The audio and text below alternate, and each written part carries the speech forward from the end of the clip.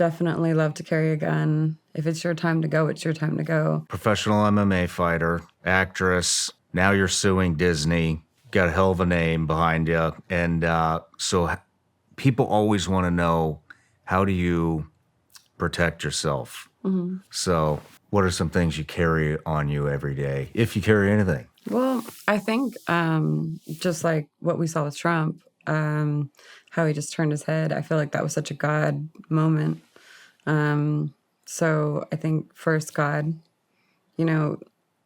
he allows things to happen or he says no. And so that's most important and first, that's first. So doesn't it say something like, do not fear 365 times in the Bible? And I guess there's 365 days in the year, right? So do not live in fear. And I've been really leaning into that, if it's your time to go, it's your time to go. And I've had such a wonderful, beautiful, impactful life. And then on the other side of my brain, I'm like, well, definitely love to carry a gun. I'm not going to be able to speak your gun language or anybody's gun language.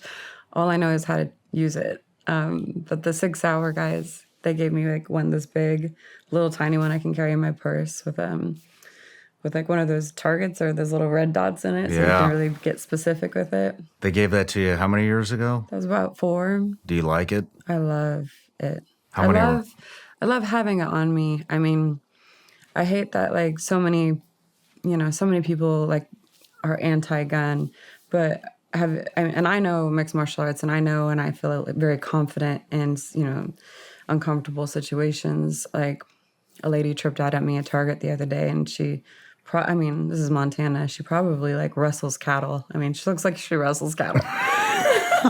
And she was 6'3". My mom was there, and she had to weigh around 300 pounds, but stocky.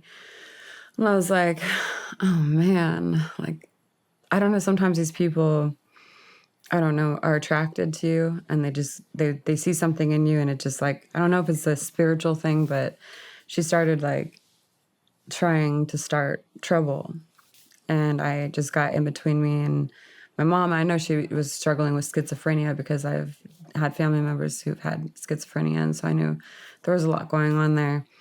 And so You've had family members that have schizophrenia? Mm-hmm. So how do you de-escalate something like that?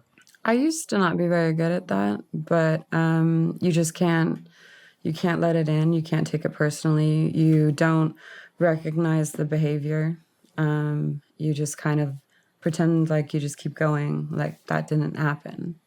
And it's hard, especially when you just kind of de-escalate, you keep the family dinner going.